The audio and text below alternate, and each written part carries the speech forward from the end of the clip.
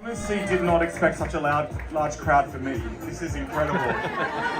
I mean, it blows me away, and I don't know how to express my gratitude and emotion for all of you showing up. There are going to be a couple of other people joining me relatively soon. Not a big deal. Mildly interesting. But a couple of things I just wanted to say. First of all, thank you for accommodating our venue move. We are a little bit worried about the weather. Apparently lightning's not a good thing. Who knew if you live in South Florida that you've got to watch out, but apparently it's all not looking great out there. We wanted to make sure we could get the full session in together, so we are really grateful for you making a last minute move. I also have to, because Sarah, who works on our team for sustainability, has a raffle she's running right now. And this is like one of those chicken raffles you get at the hardware store, where, first of all the money goes to Virgin Unite, our global foundation, which, amazing, first of all, yes. Because here's the other thing about the Virgin brand. Despite being a brand that's focused on customer experience, we also give a shit about the rest of the planet. And so the ability for this business and all of its people and all of our folks around the world in the Virgin Group, all 70,000 people, that change we can make together with our customers and our sailors is incredible. So we'd love you to participate in that raffle. You get here's what you win. Here's what you could win. Actually, I'm surprised, Sarah, there's no Virgin Voyages cruise on here. Oh, yes, there is. You could win a Virgin Voyages cruise. You could win a 2-night stay at Virgin Hotels of your choice. And we just opened a new one in London. I'm Australian, by the way, I'm not English, even though people go, oh, are you from England? No, Australia. Thirdly, you could also win a Virgin Galactic swag bag. Surprise, Richard didn't throw on a space flight, a little bit cheap, let's be honest.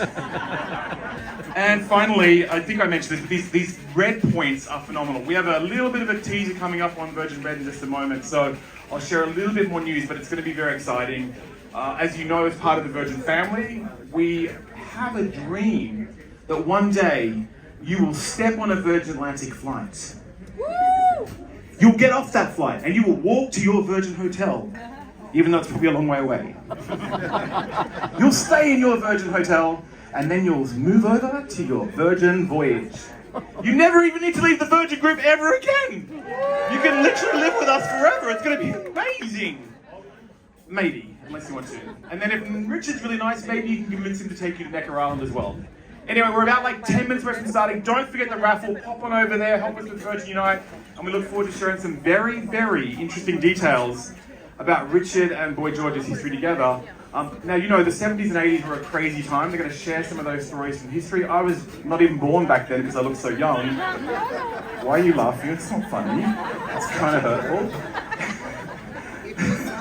Anyway, I'll see you in a few minutes, but thank you very much for bearing with us. We'll see you then. But don't forget the raffle. I think we're getting. Was that for me or for Richard?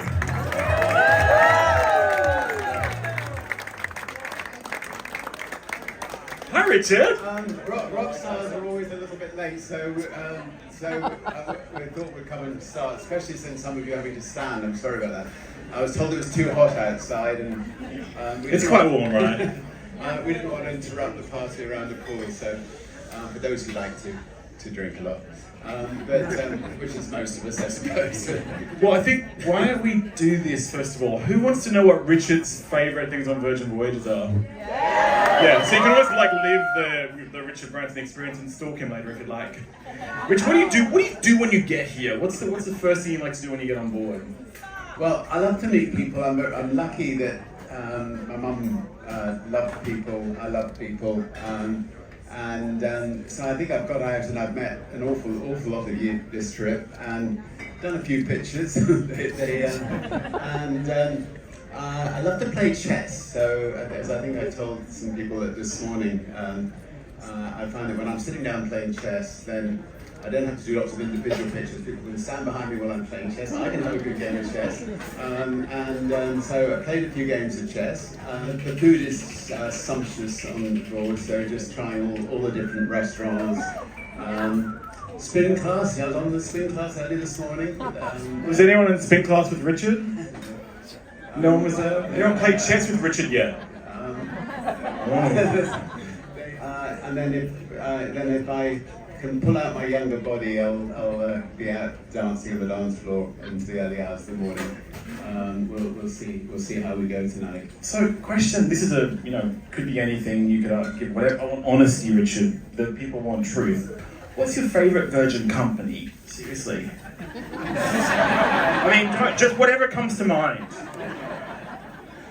Well, it used to be Virgin Mobile in Australia. Oh, you used to work? Oh, my Atlanta, that was me.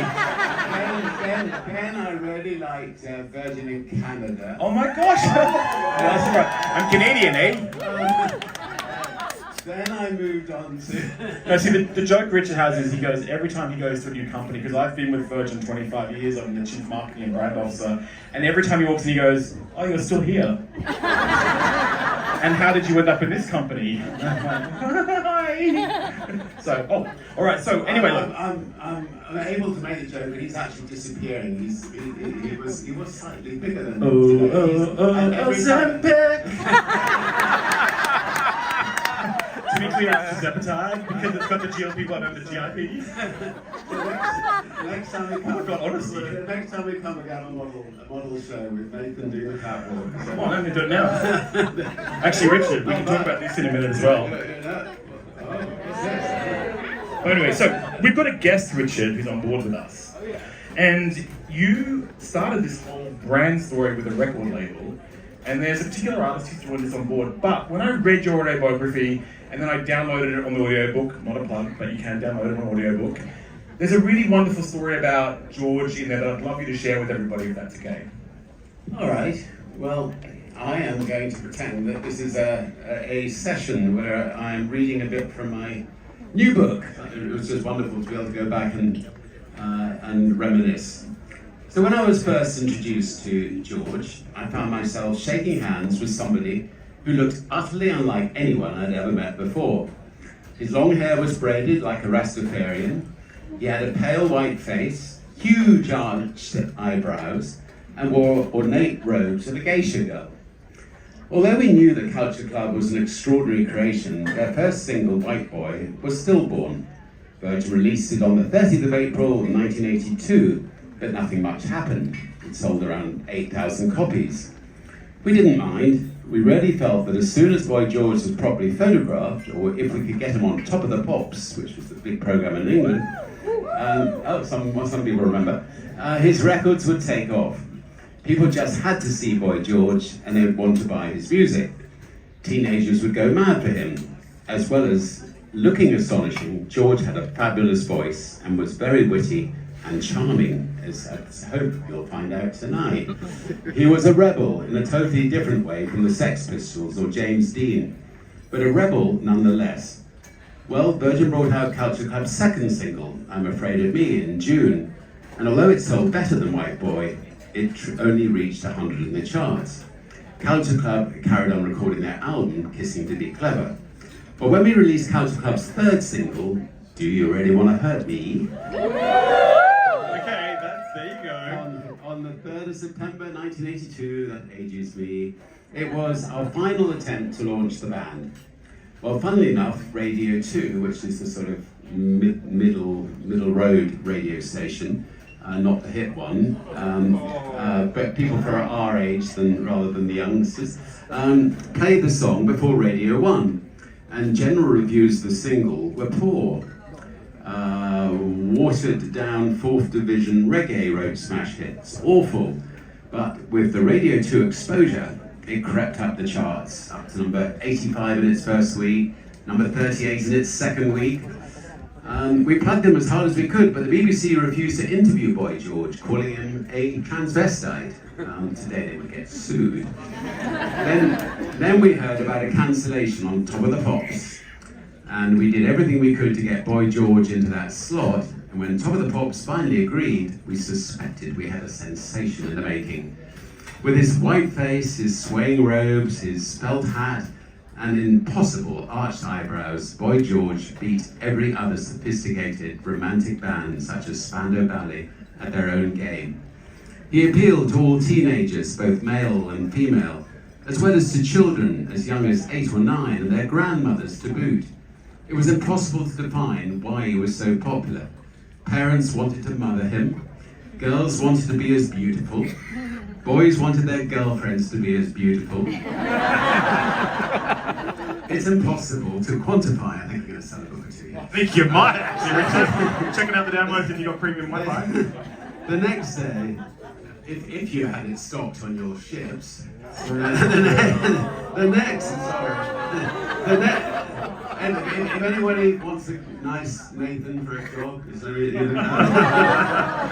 might get one after this. The next day, the telephones rang off the desks and the orders for the single came pouring in. Do you really want to hurt me? Rose to number 3. George then appeared on Noel Edmonds' Late Late Breakfast Show, and Noel asked him whether he was a great fan of Liberace. Not anymore, George said, implying that the roles had been reversed. The single reached number 1, and when George announced that he preferred a cup of tea to sex, he became an international icon. For Christmas, the final paragraph, for Christmas 1982, we released Culture Club's first album, Kissing to Be Clever, which sold 4 million copies around the world, and then came another amazing breakthrough, their 6th single. Anybody know what that could be?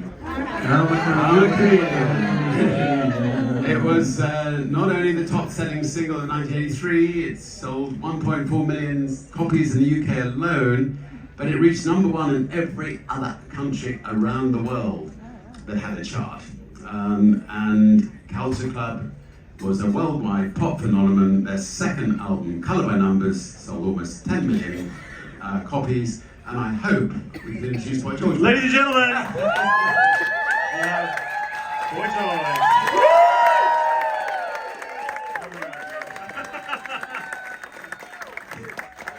You go. Oh, you're in the middle. How are you feeling? You got 5 just now. I did. Actually, if you're looking for somebody to come on the group tour with you, I'm happy to kind of do anything you need to move equipment, speakers or stuff like that. Oh, you don't want me either. Thanks very much. Well, thank you so much for being with us, George. Thank you. First of all, have you been on a cruise ship before? And if you have, Tell us. yeah. What do you think about this one that Richard's built? Because you've known each other a shipload of time. It's very, the minute you get on, like, if you're in a bad mood, it's not the place to be. Like, everyone's super friendly. Like, when you fly Virgin, you know, everyone's chatty. So if you're grumpy, it's not a good, I think anything Virgin's not suitable for grumpy people. So it's good. When you come on, you go, right, everyone's in a good mood. And I've been on, like, I've actually been on quite a few boats in the last year. This is definitely, the food on this boat is excellent and dangerous. It's alright, I'm on to Debatide, it's fine. My friend was like, what's the food like? When the food's good, but I've been trying to avoid it because it's really good. And the great thing is, you know, marketing person, it's all included. Okay. So, what I love about the two of you, and what they made. I hope you wrote that line down. You can't get on this on a Virgin boat if you're feeling, was it grumpy? Grumpy. Well, let's be clear, the world needs more joy generally, don't we? Because it's like, we're here to have effectively the opportunity to kind of get back to life where life is crazy, but enjoy ourselves. Now, you two are both sort of, when I was telling the crowd before you got here, I was very young in the 70s, and you were doing amazing things. You were building like an incredible global brand. You effectively were creating what I think is one of the greatest groups in history that effectively has not just charted the course, but created genres and really made a difference in the world. Tell us about the 70s and 80s for you, because I bought your book as well, because Richard's got one. Karma, it's fantastic, you should get that one as well. You went to some crazy bloody parties, like holy shit, the 80s. Tell us what it was like for you. I would say that I was a 70s kid, because like the 70s was the decade where sort of everything happened. You had the end of the sort of Beatles, which I got the last bit of, and then of course glam rock, punk rock, reggae music in the sort of mid 70s. You know, London was an incredibly multicultural city. You know, I lived in Southeast London, so I grew up listening to, you know, soul music, northern soul. You know, when you love music, you just love music. There's no real. When you get older, you get a bit cooler and say, oh yeah, my first album was this. But when you were a kid, you just love it all. You know, Irish show tunes, rebel songs. It was just music was the thing that kept me sane when I was a kid. You know, it was the thing that when I got to be on my own, it was always listening to records in the bedroom, Gladys Knight and the Pips, you know, Marvin Gaye, but also everything, punk rock, prog. I used to love Hawkwind, you know, all sorts of mad bands. And as a kid, I went whenever I could get to a gig. From about the age, I saw Bowie when I was 11. So from about the age of 10 and 11, I was going to see the maddest bands. It didn't matter who they were. I just went because they looked good or sounded like the sound of the name. And you know, eventually over the years, kind of defined my musical taste as basically everything. I like everything. How did you get the name Boy George though originally? So when we first started Culture Club, I'd been in a band very briefly called Bow Wow Wow. And Okay, who had a Bow Wow Wow? Anyone? Yeah, there you go. Literally 2 weeks. The first time I ever appeared, Michael McLaren decided that I was going to come on. There was a massive gig at Finsbury Park, called Bow Wow Wow gig, and everyone was like buzzing about it. And Malcolm decided at the end of the show, instead of Annabella coming on for the encore, I'd come on. And the audience were really unhappy about that. The language, it was like, what the hell is this? And Malcolm had me come on and sing a rock and roll song called Cast Iron Arm by Peanuts Wilson. And that was the beginning of my sort of standing on the other stage going, oh my God, I'm terrified, to being pushed on and going, oh, I like it here. And then of course I got kicked out of the band a couple of weeks later and I decided I was going to start my own band. And that was the beginning of my journey towards signing with Richard. And you know, I had a little shop in Carnaby Street that I worked in and we sold all the clothes that we wore. And we just sort of doing our own gigs. It was around the time of, you know, Steve Strange and the New Romantics, and people were hiring old dilapidated discotheques to put on clubs every week. And I was just part of that scene. And all my friends were joining bands. And then I was the last one without a job. You know, I didn't go to art school, I didn't go to college, I was living in a squat. And I thought, what am I going to do? What's that? What about the Foundry? That was what my shop was called, the Foundry, and I used to sell all this. I used to sell all these, you know, clothes with sort of lots of very confusing spiritual and religious imagery, which upset quite a few people. You know, it's like because we were mixing it all together because London was a multicultural city, and if you were into pop culture, you just loved it. You wanted to be part of it. So interesting sort of think about the way you came up through music. Richard, what was going on in your world at the same time? Like what was happening for you and what was the world like from your point of view? I don't think we're that different in age, are we? 63. You're 63. I'm 63. Yeah, well, I'm 60. Okay, we need to. Is there a fact checker? We need to fact check through the presentation. I hope I look as good as you when I get to 64 now. I don't know why you're laughing. At least you didn't say the other You thing. get to an age where you forget your age, so I'm 64. Yeah, so it was an exciting time. I mean, we were, you know, I left school very young when I was 15 and was in London. There was the Vietnamese War going on. A dreadful war, like most wars are, and yeah, we were hippies, and we were campaigning against the war, and yeah, putting out music, and so it was a really, really exciting time to be alive, and when I remember when I first walked down Portobello Row out of Vernon Yard talking to George all those years ago, and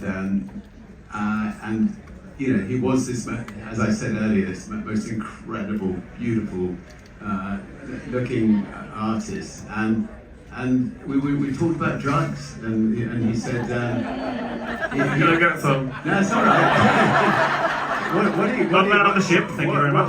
What he said to me was he just could not understand people taking drugs. He was the absolute purest person. What every mother would have, loved. Would have been very happy for their son or their daughter to go out with. Little did they know, but. And then I just very, very, and then obviously at some stage, which happens, I'm afraid, that under pressure with most artists, one ends up hitting the drugs. And we had a lot of our artists, obviously Sid Vicious from the Sex Pistols and Keith Richards from the Rolling Stones, and actually I suppose most artists were taking drugs, but some could manage better than others. But yeah, you had a few problems in those days. But I did, but I actually say ends up because obviously I'm still here, and I'm doing great. I think back to that period, obviously, when I first met the boys, they were much wilder than I was. I wasn't actually I was actually a little bit uptight, it's funny, I didn't grow up in a family where there was, a lot of drinking or anything like that, so we were quite, there wasn't that going on. My dad didn't really drink, my mum didn't really drink, except at weddings and celebrations, so I didn't grow up with it. And in fact, to start with, when I first met the band, I wouldn't let them smoke, I was such a nun, and, the worst type of person, you know what I mean? Because once I did sort of start to, indulge myself, it obviously took over, but I feel like rock and roll, it's, what's that saying? The road to excess leads to the palace of wisdom. And I think that you have to go through certain things to get to the point where you actually realise, why am I doing what I'm doing? Why? Because I have to say I still don't really know why I do what I do. I just stumbled into music. It seemed like the natural place for me to go, and I always loved it, but I never really thought of myself as I didn't really think about having a career. Do you know what I mean? That was the difference. I came from the punk background, and the idea of a job, working, a 9-to-5 job, because obviously my dad had his own company, all my brothers worked for my dad, and I refused. I said to my dad when I was 14, I'd rather paint and decorate myself than come and work for you, and thank God I ended up where I did, really. But it's interesting because, record labels, and you can imagine they're full of sharks. We've all seen the shows. You're an artist, a purist, a believer, someone who actually was also quite different. When I was listening to your book about how you talk about the world, that you were kind of not cut from the cloth of that world. But when you met the team from Virgin, why did you want to work? Because I love the story you were telling Rich the other night about what they were really like, that kind of they broke the mold from what you were expecting. We went to a few record companies, there was a few people interested. It wasn't like a mob wanting to sign us. We went to a few labels, a couple of people that were interested, and they were very formal. Even though they were legendary record labels, it was very formal, it was very uptight. When we went into Virgin, it was just insane.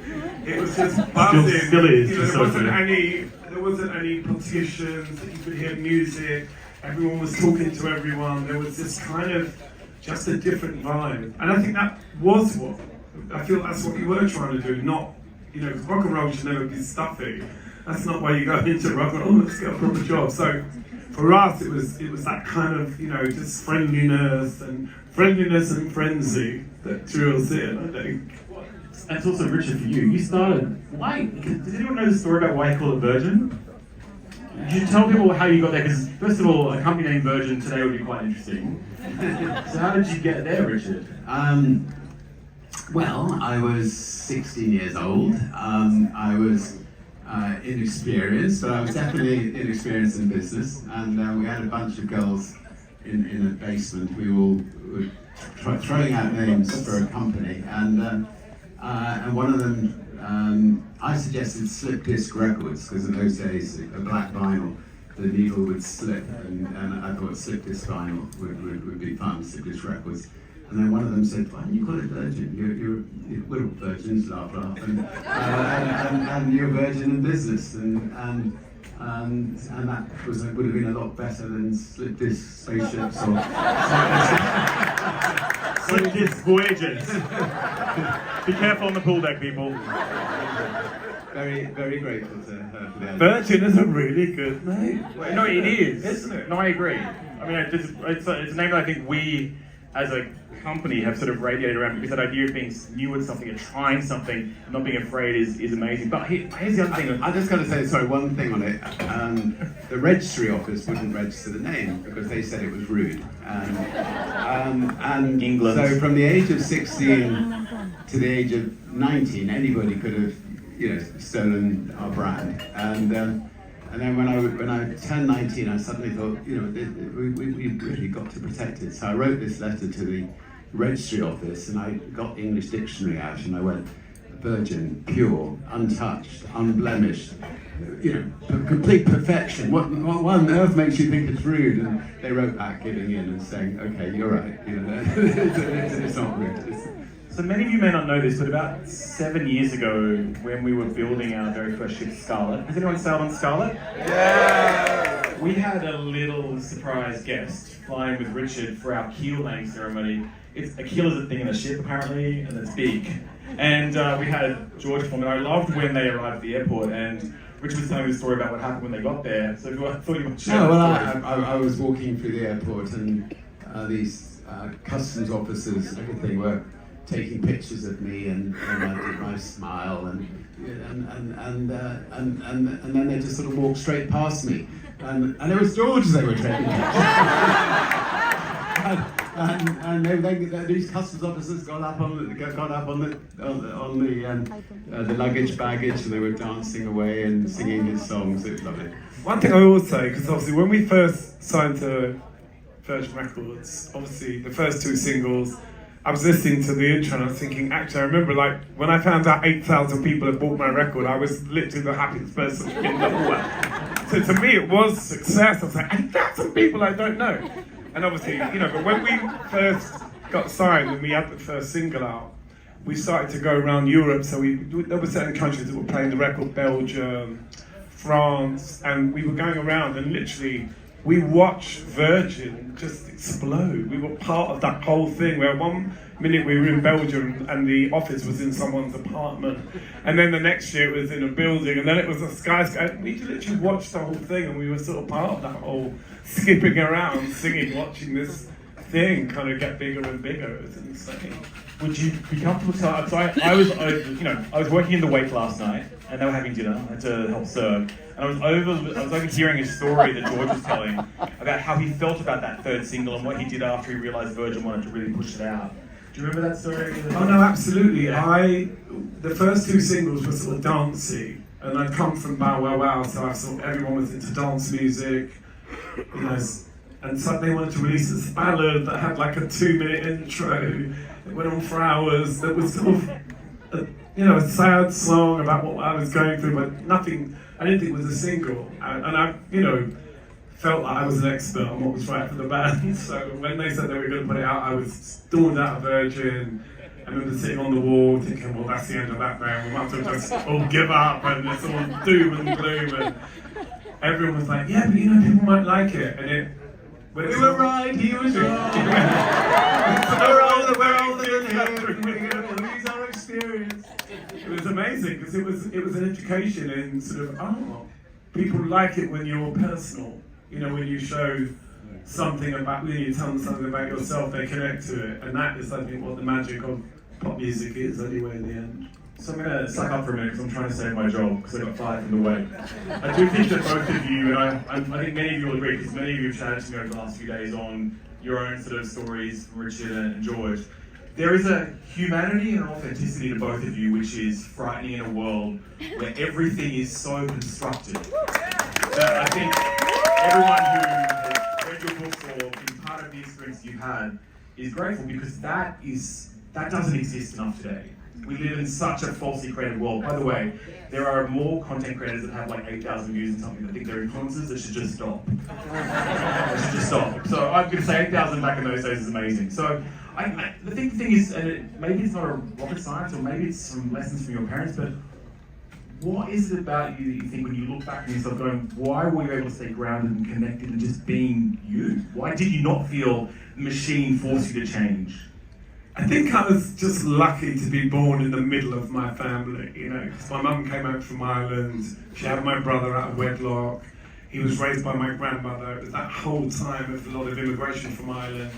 My mum had 2 other kids, they had me, and I was kind of left to my own devices. I was just the typical middle child that no one really bothered about, no one wanted to take me out, and I was left to my own devices, and I used to wander a lot. I was a big wanderer and a dreamer. All of my school reports were, George is intelligent if you just stop looking out the window. I'm glad you didn't say I looking out the absolutely window. wanted to be an adult more than anything. I just really wanted to be a grown-up. I couldn't wait to get out of school, to not be told what to do. And now I just want to be a child. But then I was like, I just want to be grown up, you know, and I was very lucky to have parents that were, yes, quite old-fashioned in some ways, but then very open-minded in other ways. You know, my mum, I think because my dad was quite jealous, my mum was gorgeous, Aquarian, drop dead gorgeous. And my dad just, anyone looked at my mum, my dad would go mad. So in a way, my mum gave me permission to be myself because she was sort of repressed in a way. She was an amazing seamstress, she made beautiful clothes, but never really got a chance to wear them.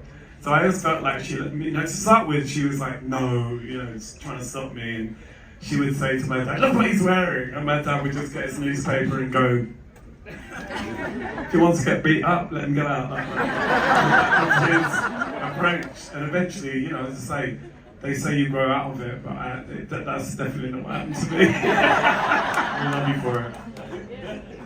I'm realised that I'm not old enough to be his dad, but I feel sometimes like I was his dad at one stage of his life, and I am so incredibly proud of him. I was going to tell a story, if I may. So George got into the depths of the depths. I mean, like, he couldn't go any deeper because of drugs, and any day now we were going to hear that he'd overdosed. And so we took him out to a little cottage in the countryside, and this little woman, she was about 4 foot, 4 foot something tall, if she was that tall. Anyway, she was an expert at weaning people off hard drugs, and so she and he spent a week or so in the cottage working on trying to get himself clean, and he wanted to become clean. George had a manager that had a Rolls Royce who turned up one day at our house. Now, we've never had a car. Tony Gordon. Yeah. This massive car turns up, and the press, who had sort of people looking for Boy George in lots of different places, obviously had a scout outside the house. So within 24 hours, there were 100 press sitting outside the house, or 50 or whatever it is, a lot of press sitting outside the house. And I get a call, so I drive down and walk across the fields in the back and come in. And so we decide to make an escape. And there's long grass in the back of the fields. The press are all at the front, and George and I are crawling. We crawl across four fields, aiming for a graveyard, the church where we parked the car. Meg, who's this little woman, who just walked alongside us. I didn't come above the grass, and we made our escape. The press felt cheated; they didn't get a story, so they then handed the police to arrest Boy George for obviously he must have taken drugs sometime, or he wouldn't be getting drug rehabilitation. So they go and arrest him and set back the whole process of his rehabilitation. But the reason I'm so proud is he ended up just getting himself together, and he is just the most lovely, delightful, I think the other thing that's amazing is you have been, everyone knows your sort of original music, you've been writing music for a shitload of time, basically. You're still doing that. You're an artist as well, basically. We don't have an art program on board, but literally I saw some of his art and went, oh, maybe we should do that. Like, what is it that you think about creative projects? What's next for you? Because you're still doing tours, you're still doing amazing shows, you DJ, you perform, you've got the band. What's the most exciting project you're working on right now? I feel like, I'm very lucky to do all the different things that I do, whether it's music, whether it's nostalgia-based, what I'm doing now, painting, writing, designing clothes, whatever it may be. I just, as I said earlier, I don't know why I do what I do. I'm not particularly and I wouldn't say I'm not ambitious, but I just love doing what I do. So the difference now is, say 20 years ago, if I did a gig, I wouldn't really be in a good mood till the gig was done. And I'd be like, oh, the gig was good, so now I can be happy. Whereas now I'm like, no, everything has to be fun. Everything from morning to night, the gig, getting ready for the gig, after the gig, all of it, you know. And so I just need just more into I love the game of what I do. I find it fun, you know, and I think that is something we have in common. But you know, Richard is someone that gets on with it. You know, he just always gets on with things, and he always sing and do things. And people say to me, "Don't you ever stop?" And I'm like, "What does that even mean? What does that mean?" Like, because I just find working relaxing. So I'm the opposite. If I'm sitting around, I get very bored. I live in I've slept the entire day because I had the chance to. But on a normal day, I love working. I just like being busy. This is a very bad question. I say this personal question, but do you sort of sit there looking back at your catalogue of things, music-wise, and you know, there's a joke where you say, choose your favourite child. Do you have one that you go, that was actually fucking good, I like that one? And what's your favourite song if you ever look back on one?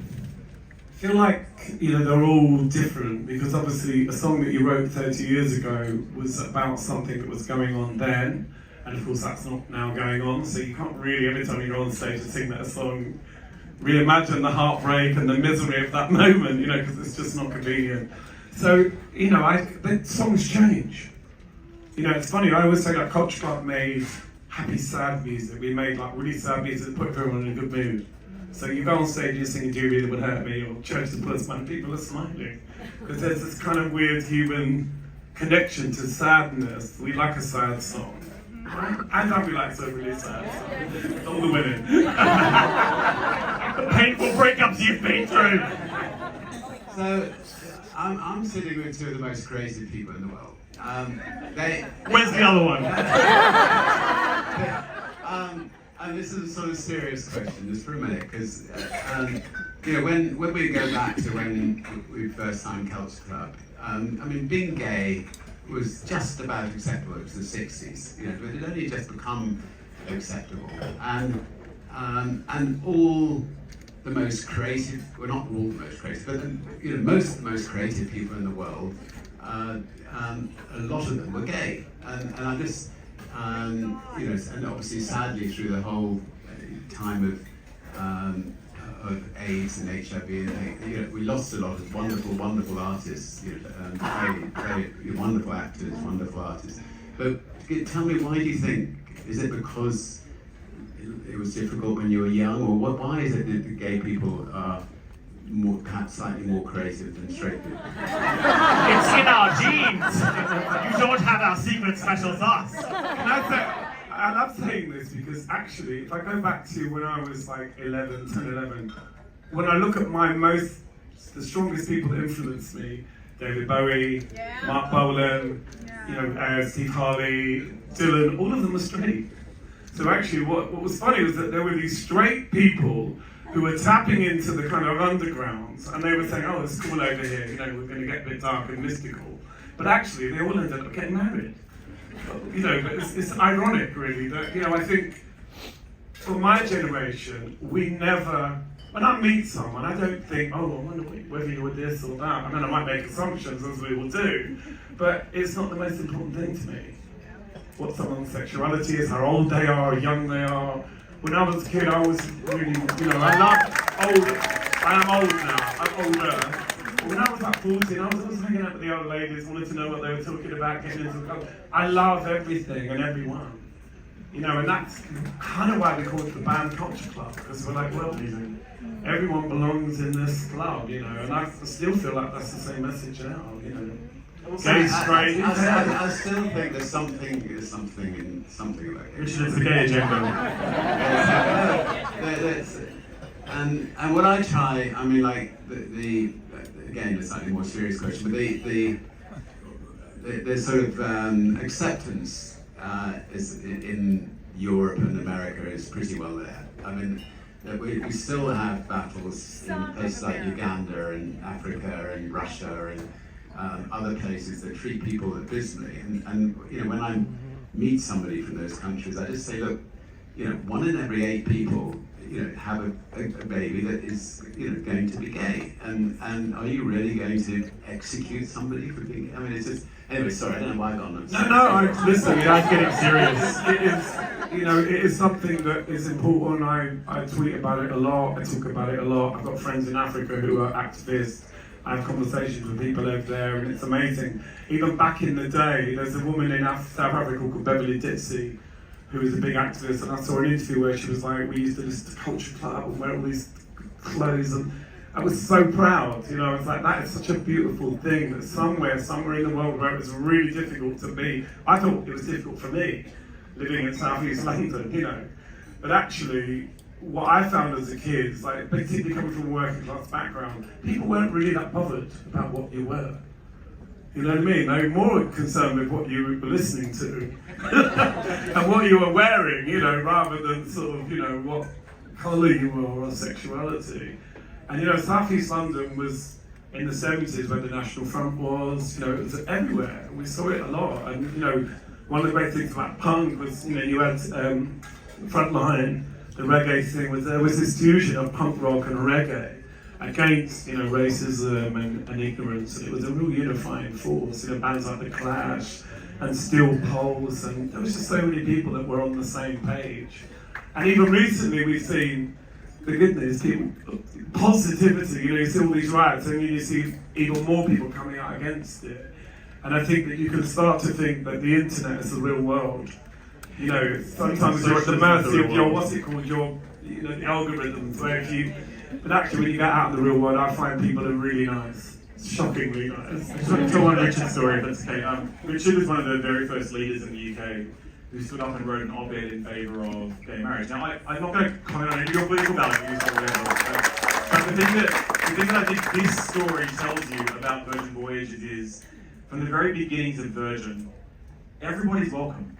We don't care if you're gay or straight or what. Basically, we just have to care for each other and give each other experiences that are amazing. And Richard was on negative about entrepreneurs. If you could put the biggest billboard in the sky, what would it say? And he said, all you need is love. And as trite as that might sound, it's critically important because two things. When I commented to him on that op-ed and said, you don't understand, as a gay man who's been married for over 20 years, by the way, longer than most straight people I know, to my lovely husband David who's over there, let me just say this thing that I said to him, why? It's risky sometimes in business to make decisions that are supportive of groups that people think are not necessarily living the mainstream life. And he said, I'll be honest with you, if I hadn't been incredibly inclusive, my airlines, my other businesses, like the call centers, things wouldn't run. I need you. So that idea of effectively being inclusive and embracing everybody for who they are from the very beginning, it's testament from Virgin Records right through to Virgin Voyages, and I hope when you're on board this ship you feel that. Because there's not enough of that in this world, and our crew are the most important things in the world to us, and we always say to them, just be you and bring yourself to work every single day, and that's how you deliver great service and experience. And enough about me. I'll just tell a quick story which to try to sort of illustrate a little bit about what seems to be going on in America at the moment, but not without getting into, so I was playing tennis with this lad in a place we have called the Casbah Tamadot. Anybody been there? Anyway, it's up in the mountains outside Marrakesh in Morocco, and it's very lovely. And lovely man, and after the tennis I said, come and have lunch. And he said, I don't think you're going to want to have lunch with me. I said, well, what do you mean? He said, oh, I'm the eldest son of the Koch brothers. The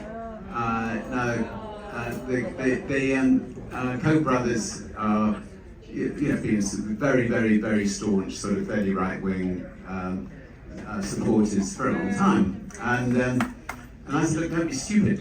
Let's sit down and have lunch. Our views may be slightly different, but we'll have lunch together. So at lunch, I got a big sheet of paper, and I said, let's write down the 30 biggest issues in the world: capital punishment, drug reform, gay rights, climate change, and let's see which ones we agree on, which ones we disagree on. And on 25 of the 30, we agreed, and I'm more left of centre, he's more right of centre, And I suspect that applies to, pretty well everyone in this room. Some people will be Democrat, some people will be Republican. But actually, if you sit down and actually analyse all the major issues in the world, you'll find that your differences are not that great. And so we then got our foundations together. We're working on, quite a few of the ones that we agree on, and we're working on persuading each other on the other ones. And I had one success. I think capital punishment is, and I disagree. My wife disagrees with me, by the way. She does. Capital punishment is absolutely the wrong thing for countries to impose. Europe abolished it 80 years ago when they made a mistake and executed somebody who was innocent, and we haven't had an explosion of murders or anything as a result. And anyway, he's now been good enough to write to me saying they're now going to campaign for the abolition of capital punishment. So I think the most important thing is not to overly react when you hear that somebody's politics are slightly different than your own. Try to get down and talk about issues, and you'll be surprised how many of those issues you agree on. I think it's amazing. So yeah, look, I think you are such an advocate for doing things differently, leaning in hard, and not being afraid of the consequences of speaking out. It feels like for you, George, that as you kind of pioneered that way through as well, there's bravery though. Like, those moments can cause self-reflection and concern. When you were also going through some of those challenging times, what was it that gave you the strength to kind of just keep going? Well, it's funny because I've come back to the 70s before I got signed. There was a lot of running from people. I spent my entire teenage years of running down the road from this one, that one, who wanted to hit me or shout something at me. And I think to myself, would I do that now? If I didn't get a taxi or whatever, would I walk down the road in those clothes and be that bold? Probably not now, but when you're 19, 20, you have this sort of insane belligerence that, why do you care? And in fact, I wanted to address the thing about Liberace, because I love Liberace. Like, when I went to America, everyone used to go on all the time about me and the way I looked. And I used to say to all the journalists, well, what about Liberace? Look at the waitresses. He's much more outrageous than they are. I'm like, quite toned down, And in fact, I saw a wonderful clip of Liberace wearing a Coach Club t-shirt, and he was like, eat your heart out, bonjour. Oh my God, I could have met him, but people like that, just, I don't know, I just think, Bowie, just protest singers, passion, I just loved people with a point of view. I still like anyone with an axe to grind. I like people with a bit of a backbone. Yeah, because we're here to have fun, to enjoy ourselves and to. I'm looking at all these people standing. I'm so sorry. You okay? Is that all right? Can you actually come and give you a hug? You're a long way away. But anyway, thank you for standing for so long. We've got literally. We're going to wrap up in a couple of minutes. All right. If there's any questions in the crowd. Okay. One more clarifying thing before we do that. By the way, you don't feel embarrassed to wander off quietly. Grab a drink. I'll come and fan you later. I do have one little thing. It says, the quote that Richard used was, "You prefer a cup of tea to sex." Is that accurate? And can we poll the audience? Actually, these days it's espresso. Very Italian. But weirdly, when I did that interview, a very famous interview with a very famous interviewer called Russell Harty, everyone was interviewed by Russell Harty, Bowie, Mark Bolan, and he was tricky. And people had said, he's going to ask you about your sexuality. Do you really want to get into it? It was early days, coming out to your family is one thing. Coming out to the entire world is another. So when he started going on about sex, I was just like, I just prefer a cup of tea. It was an absolute lie. English breakfast, darling. Right, question over here. I might repeat it for you. If you want to yell it out, I can repeat it for you. Well, George, I just want to say I grew up on your music. She grew up with his music. You know, beautiful voice. I do hope that you are inspired to continue to sing. Of course, yeah. I mean, I'm in the middle of a tour right now. I've just broken my tour to come and do. We literally great gigs. kidnapped you, actually. Next week I go back and start again. Yeah. Always skiing. That's if we return the ship to land. He may be stuck here for a while. He's playing the biggest stadium in somewhere. Richard's memory is not going anywhere. Central Park, the place is Central Central Park. I'm not allowed to mention the somewhere because the somewhere is sponsored by some other airline and not us. Hi, my name is Guga. I have a question. Like, you create lots of lovely music, even like almost like every day or every other day. So I'm always streaming. So, do you use any instrument to get like create music, or you the music that comes to your head?